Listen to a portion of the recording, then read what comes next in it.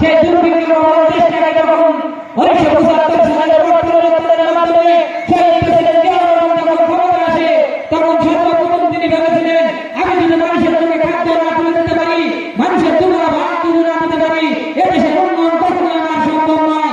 পেটে ক্ষুধা রেখে কখনো উন্নয়ন করা যায় না বলেরা। তাই তিনি সর্বপ্রথম কৃষি বান্ধব একটি নীতি গ্রহণ করেন এবং কৃষকের কল্যাণের জন্য কাজ করেন, কৃষি মন্ত্রণালয় গঠন করেন। তারপরে তিনি দেখবেন কৃষি মন্ত্রণালয় গঠন হবে না, আমি প্রান্তিক কৃষকের কথা কিভাবে করবো। তাই 1980 সালের 11 ডিসেম্বর তৎকালীন বিচারপতি আব্দুল রাজ্জাকের নেতৃত্বে কৃষি মন্ত্রণালয় গঠন করা হয়। তার উদ্দেশ্য ছিল এই কৃষি মন্ত্রণালয় গঠন করেছে সাধারণ কৃষকের কাছে কৃষকের কি কি সমস্যা রয়েছে সেগুলো সমাধান করা, কৃষকের পরামর্শ নিয়ে কৃষি ভিত্তিক একটি সরকার গঠন করা হয় না। তিনি শুধু কৃষি মন্ত্রণালয় কৃষকদের অবদানের ক্ষান্ত করেননি, তিনি খেলার নানা পরিস্থিতিতে হাত তুলেছিলেন।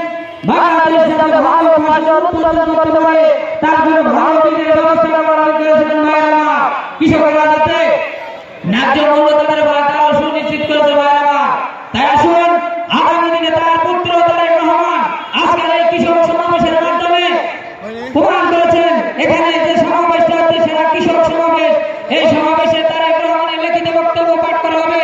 সেই বক্তব্যের আলোকে আপনাদের জিজ্ঞাসা করা হবে বিএনপি আগামী দিনে জিয়াউর রহমান কি কি কাজ করেছিলেন, ম্যাডাম খালেদা জিয়া কৃষকের কল্যাণে কি কি কাজ করেছেন এবং তারেক রহমান তথা বিএনপি যদি আগামী দিন ক্ষমতা আসে আপনাদের জন্য কি কি করবে আপনাদের প্রোগ্রাম অনুষ্ঠানে তাই আপনাদের উদ্যোক্ত আহ্বান করতে চাই। আসুন আমরা আগামী দিনে এই বাংলার কৃষকদের একটি উজ্জ্বল কৃষক দৃষ্টান্ত স্থাপন করি এবং আগামী দিনে এই খালেদা জিয়া সরকার যে ডাক দিবে, তারেক রহমান যে আন্দোলন সরকারের ডাক দিবে, আমরা সকলে ঐক্যবদ্ধভাবে এই ফ্যাসিস্ট খুনি হাসিনাকে যেমন দেশ থেকে তাড়িয়েছি তার কৃষকদেরকে দেশ থেকে তাড়াবো ভাই আমার। আগামী নির্বাচনে এই বাংলাতে যে ভাই ধানের শীষের নমিনেশন নিয়ে আসবে সেই ভাইকে বিজয়ী করব। এই প্রত্যাশা রেখে আগামী দিনে সকলে সুখ শান্তি সমৃদ্ধি কামনা করে আমি আমার সংক্ষিপ্ত কথা শেষ করছি। শহীদ অমর খালেদা জিয়া জিন্দাবাদ, তারেক রহমান তোমরা ফেরত বাংলাদেশ। ধন্যবাদ। ধন্যবাদ সবাই ভাইকে তার বক্তব্য রাখার জন্য।